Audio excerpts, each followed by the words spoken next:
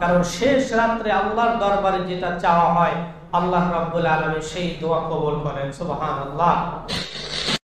এমন কোন দিন, এমন কোন রাত বাকি যায় নাই যে আল্লাহ রাসূল কিয়ামুল লাইল করেন নাই। সুবহানাল্লাহ। যে রাসূলকে আল্লাহ রাব্বুল আলামিন এত ভালোবেসেছেন, যাকে আল্লাহ রাব্বুল আলামিন সর্বশেষ সর্বশ্রেষ্ঠ ইমামুল মুরসালিন খাতামুন নবিয়্যিন নামে ভূষিত করেছেন, তিনি প্রতিটি রাত্রে আল্লাহ রাব্বুল আলামিনের জন্য দাঁড়িয়ে যেতেন। আল্লাহ রাব্বুল আলামিন বলেন, ওমিনাল লাইলি ফাতাহাজ্জাদ বিহি নাফিলাতাল লাক আসা আন ইয়াবআসাকা রাব্বুকা মাকামান মাহমুদা। ওমিনাল লাইলি ফাতাহাজ্জাদ বিহি নাফিলাতাল লাক, আল্লাহ রাসূলকে ফরজ নামাজের পরে তাহাজ্জুদ নামাজটা পড়া আবশ্যক করে দিয়েছেন এবং আল্লাহ রাসূল সাল্লাল্লাহু আলাইহি সাল্লাম প্রতিনিয়ত তাহাজ্জুদের জন্য দাঁড়াতেন।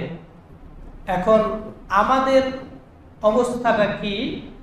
আপনি প্রতিদিন না পারেন, সপ্তাহে একদিন পড়েন, একদিন মাসে 2 দিন, বছরে 10 দিন, এরকম অভ্যাস করেন।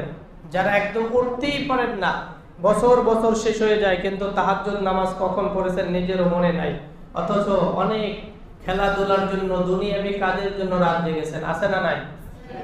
রাত জেগে জেগে খেলা দেখেছেন, রাত জেগে জেগে নিজের কাজকর্ম করেছেন, সারা রাত জেগে জেগে দারোয়ানগিরি করে রাস্তা পাহারা দিয়েছেন, দোকানপাট পাহারা দিয়েছেন, অন্যের বাড়ি পাহারা দিয়েছেন, কিন্তু নিজের কবরের জন্য একটা রাত জাগেন না। এরকম লোক আছে না নাই?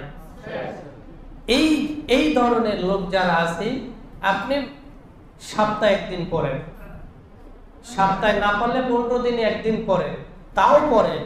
কারণ রাসূল সাল্লাল্লাহু আলাইহি সাল্লাম বলেছেন, তাহাজ্জুদ নামাজ যে ব্যক্তি পড়বে আল্লাহ রাব্বুল আলামিনের নৈকট্য হাসিল তার জন্য সহজ হয়ে যাবে এবং আল্লাহর দরবারে ওলি হিসাবে বিবেচনা এবং আল্লাহর কাছে ওলি হিসাবে সাব্যস্ত হবে যে ব্যক্তি নিয়মিত আল্লাহর জন্য তাহাজ্জুদ নামাজ পড়ে। সুবহানাল্লাহ। আমরা যারা আছি মোটামুটি মাঝে মধ্যে উঠি, তারা সপ্তাহে 2 দিন উঠি, 3 দিন উঠি, মাসে 10-12 দিন চেষ্টা করি। আজকে 2 রাকাত পড়ছেন, কালকে পরের দিন উঠে বা পরের সপ্তাহ উঠে 4 রাকাত পড়ি, পরের সপ্তাহ উঠে 6 রাকাত, অন্তত 2 রাকাত পড়ি। আল্লাহর পয়গম্বর সাল্লাল্লাহু আলাইহি সাল্লাম বলেন, যারা একেবারেই উঠতে পারবে না, এরকম তোমার একদম কনফিডেন্স যে তুমি উঠতে পারবে না, কখনোই পারবে না, তারা অন্তত এশার নামাজের পরে, সুন্নাত বিতরের পরে আরো 2-4 রাকাত তাহাজ্জুদ নিয়ত করে তারপর করে ঘুমাও। তাহলে আল্লাহ রাব্বুল আলামিন তোমাদের এই নামাজটা তাহাজ্জুদ হিসাবে কবুল করে নেবেন। সুবহানাল্লাহ।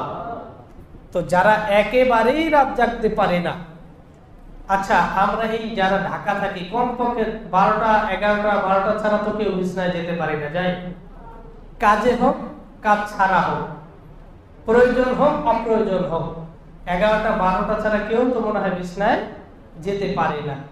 তো 9টা 10টা থেকে যে আরো 2-3 ঘন্টা আমরা জেগে থাকি, 10 মিনিট আল্লাহর জন্য খরচ করা যায় না? চেষ্টা করলে সবই সম্ভব। এজন্য আল্লাহ রাব্বুল আলামিন বলেন, ওমিনাল লাইলি ফাতাহাজ্জাদ বিহি নাফিলাতাল লাক আসা আইয়াবআসাকা রাব্বুকা মাকামান মাহমুদা। হে রাসূল, আপনি তাহাজ্জুদের সময় দাঁড়িয়ে যান, আমার জন্য আপনি নামাজে দাঁড়িয়ে যান। আল্লাহ রাসূল সাল্লাল্লাহু আলাইহি সাল্লাম তিনি নামাজে প্রতিনিয়ত দাঁড়িয়ে যেতেন। এমনকি হযরত আয়েশা সিদ্দিকা রাদিয়াল্লাহু তাআলা আনহা তিনি বর্ণনা করেন, রাতের নামাজে যখন রাসূল দাঁড়াতেন, যখন সিজদায় যেতেন, মনে হয় এত লম্বা সিজদা দিতেন, যতটুকু তিলাওয়াত করতেন যতটুকু সময়, ততটুকু সময় আল্লাহ রাসূল রুকুতে থাকতেন, যতটুকু রুকুতে থাকতেন ততটুকু সিজদায় থাকতেন। সুবহানাল্লাহ। মাঝে মধ্যে আয়েশা রাদিয়াল্লাহু তাআলা আনহার মনে হতো মনে হয় রাসূল জীবিত নাই, এজন্য মাঝে মধ্যে তার পায়ে চিমটি কাটতেন। যখন পা নাড়া দিতেন তখন তিনি বলেন যে যখন পা নাড়া দিতেন তখন আমি মনে করতাম না রাসূল জীবিত আছেন। সুবহানাল্লাহ। তাহলে চিন্তা করেন যে রাসূলের সমস্ত গুনাহগুলো আল্লাহ তাআলা মাফ করে দিয়েছেন। সেই রাসূল প্রতিনিয়ত নামাজ পড়েছেন, এমনকি তার পা মোবারক ফুলে যেত। অনেক সময় দাঁড়িয়ে থাকলে, অনেক সময় পা ঝুলে থাকলে দেখবেন পা গুলো ফুলে যায়। কত আল্লাহ রাসূল কষ্ট করে গেছেন দুনিয়ার জমিনে আমাদের জন্য। আল্লাহ রাসূল একজন আদর্শ, যে রাসূলের আদর্শে যে ব্যক্তি আদর্শবান হতে পারবে তার জন্য সোজা জান্নাত আর কোনো রাস্তা তার জন্য দ্বিতীয় হতে পারে না। সুবহানাল্লাহ। সেই রাসূলকে আমরা অনুসরণ করতে পারি না?